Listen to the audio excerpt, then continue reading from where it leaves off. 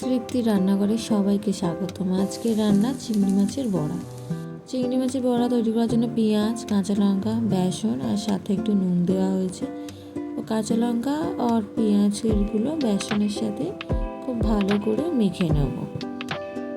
প্রথমে ভালো করে একটু শুকনো বেসনটাকে পেঁয়াজ আর কাঁচা লঙ্কার মধ্যে মেখে নেব। তারপর চিংড়ি মাছ দিয়ে দেবো, দিয়ে ভালো করে একটু মেখে নেব। তারপরে একটু অল্প অল্প করে জল দিয়ে ওটাকে ভালো করে মেখে নেব।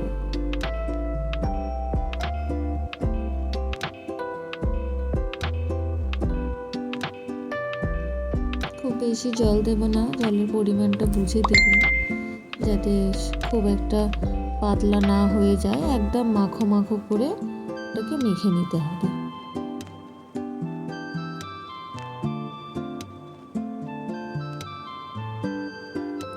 এরপর কড়াইতে আমি চারটে করে করছি, তো সেই জন্য কড়াইতে একটু চাটু গ্যাসের মধ্যে একটা চাটু গরম করে নিলাম। আর তাতে ওই চিংড়ি মাছের যে মাখা যেটা ছিল বড়া, পেঁয়াজ, কাঁচা লঙ্কা, সেটা আমি দিয়ে দিলাম।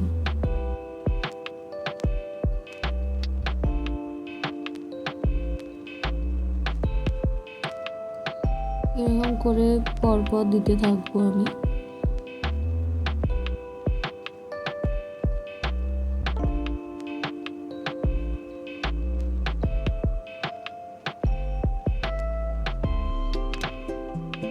একটা পিঠ যখনই দেখবো একটু ভাজা লাল লাল হয়ে গেছে, তখনই আমি এটাকে উল্টে দেবো, যাতে অপর সাইডটাও ভালোভাবে ভাজা হয়।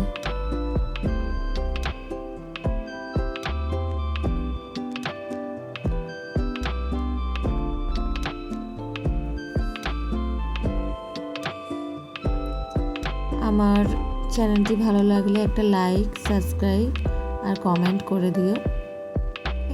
জানিও তোমাদের কেমন লাগলো।